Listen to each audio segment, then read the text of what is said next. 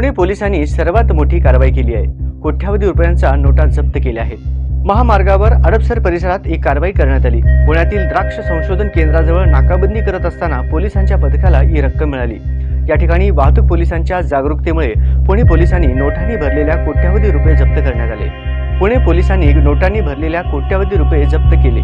पोलिसांनी नोटांनी भरलेल्या बॅगा ब्रिझा कारमध्ये जप्त केली आहे। सोमवारी मध्यरात्री 6 पिशव्यात कोट्यावधी रुपयांची ही रक्कम पुणे पोलिसांना मिळाली। या नोटांबरोबर पैसे मोजण्याचे मशीन देखील मिळाले। या प्रकरणात गांधी आडनाव असलेल्या 40 ते 42 वय असलेल्या व्यक्तीला गुन्हे शाखेने ताब्यात घेतले। जप्त करण्यात आलेल्या रकमेचा हवाल्याशी काही संबंध आहे का किंवा 10 मे रोजी होणाऱ्या कर्नाटक निवडणुकीच्या पार्श्वभूमीवर या नोटा पाठवल्या तर जात नव्हत्या, या अनुषंगाने पोलीस तपास करत आहेत। चौकशीतून काय मिळेल यानंतर या प्रकरणाच्या तपासाला गती येणार आहे। दरम्यान पोलिसांनी केलेल्या या धडक कारवाईमुळे शहरात खळबळ माजली आहे। आता सापडलेले पैसे कोणाचे आहेत या संदर्भात चर्चा सुरू आहे।